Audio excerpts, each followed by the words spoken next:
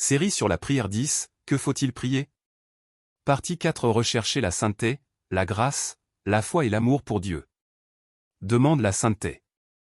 Le but de la vie des enfants de Dieu, sauvés par la justice de Dieu et la grâce rédemptrice de Jésus-Christ, est la sainteté. Ce n'est ni le succès dans ce monde, ni la richesse ou la gloire. Ce sont les païens qui cherchent ces choses. Car je suis l'Éternel, votre Dieu. Vous vous sanctifierez donc, et vous serez saints, car je suis saint. Vous ne vous rendrez pas impurs par aucun reptile qui rampe sur la terre. Car je suis l'Éternel, qui vous ai fait monter du pays d'Égypte, pour être votre Dieu, vous serez donc saints, car je suis saint. Parle à toute l'assemblée des enfants d'Israël, et tu leur diras, vous serez saints, car je suis saint, moi, l'Éternel, votre Dieu. De même maintenant, offrez vos membres comme esclaves à la justice pour arriver à la sainteté. Ayant donc de telles promesses, bien-aimés, purifions-nous de toute souillure de la chair et de l'esprit, en achevant notre sanctification dans la crainte de Dieu. En lui Dieu nous a élus avant la fondation du monde, pour que nous soyons saints et irrépréhensibles devant lui, dans l'amour, nous ayant prédestinés dans son amour à être ses enfants d'adoption par Jésus-Christ, selon le bon plaisir de sa volonté. Ce que Dieu veut, c'est votre sanctification. Car Dieu ne nous a pas appelés à l'impureté, mais à la sanctification. Mais puisque celui qui vous a appelé est saint, vous aussi soyez saints dans toute votre conduite, selon qu'il est écrit, soyez saints, car je suis saint. Oui, nous devons prier pour la sainteté. Parce que notre nature rejette la sainteté et cherche à retourner à ce que nous avons rejeté, nous devons demander la sainteté. Si nous connaissons le zèle de Dieu pour notre sainteté, nous lutterons aussi avec zèle pour y parvenir. Encore une fois, si nous ne nous intéressons pas à la volonté de Dieu pour lui-même et pour son peuple, mais seulement à la réalisation de nos désirs, alors ce que nous appelons prière n'est qu'un sit-in païen et non la prière d'un enfant de Dieu. Notre berger, Dieu, et Jésus, le bon berger, connaissent mieux que nous nos besoins et nous conduisent sur le bon chemin. Demande la grâce et la foi. De nombreux croyants de l'Ancien Testament ont demandé la grâce de Dieu. Jésus est venu comme la source même de cette grâce. Et la parole a été faite chair, et elle a habité parmi nous, pleine de grâce et de vérité, et nous avons contemplé sa gloire, une gloire comme celle du Fils unique venu du Père. Et nous avons tous reçu de sa plénitude, et grâce pour grâce.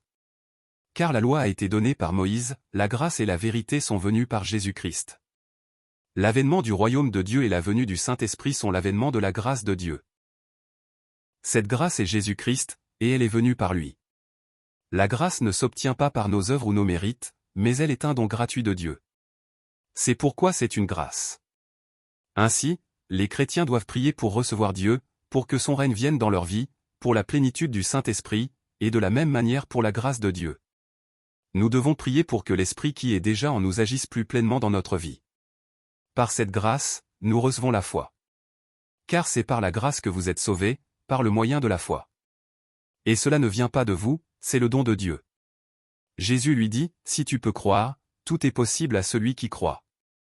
Aussitôt le père de l'enfant s'écria, je crois.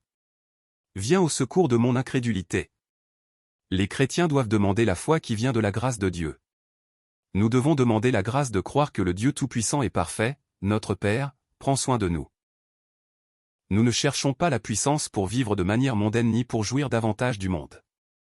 Nous croyons que ce monde n'est pas notre demeure éternelle, que le royaume éternel de Dieu nous est promis, et nous devons demander la foi pour vivre dans cette espérance.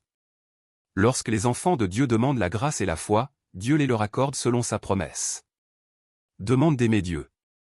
Tu aimeras l'Éternel, ton Dieu.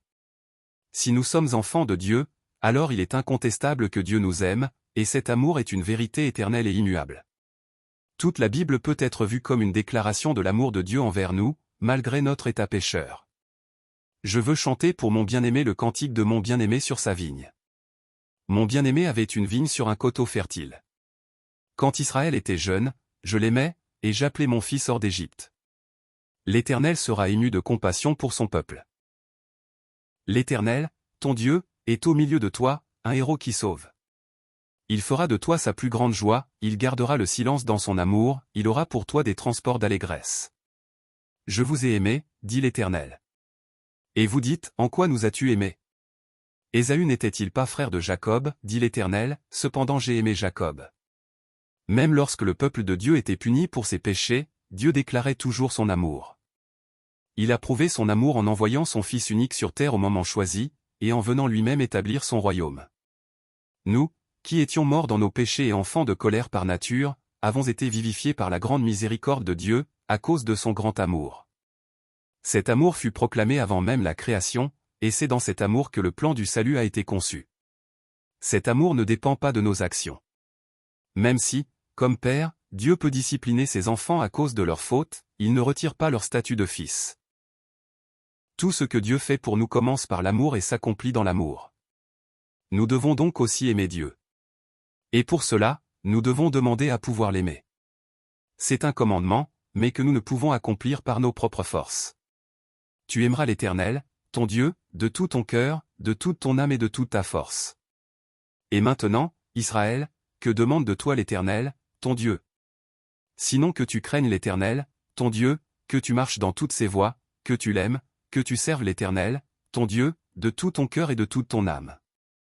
Aime l'Éternel, ton Dieu, écoute sa voix et attache-toi à lui, car là est ta vie et la prolongation de tes jours. Veillez donc attentivement sur vos âmes, afin d'aimer l'Éternel, votre Dieu. Aimez l'Éternel, vous tous et fidèles. J'aime ceux qui m'aiment, et ceux qui me cherchent avec empressement me trouveront. Tu aimeras le Seigneur, ton Dieu, de tout ton cœur, de toute ton âme et de toute ta pensée. Mais bien que nous soyons sauvés par la justice de Dieu et la grâce rédemptrice de Jésus-Christ, nous restons encore des pécheurs, incapables par nos propres forces d'aimer pleinement Dieu. C'est pourquoi nous devons demander l'amour pour Dieu. Bien que justifiés, nous restons, de nature, enfants de colère. C'est pourquoi nous devons demander la plénitude du Saint-Esprit et la grâce de Dieu. C'est seulement lorsque cette grâce nous est donnée que nous pouvons demander l'amour de Dieu et aimer véritablement Dieu. La série de prières Que faut-il prier continue.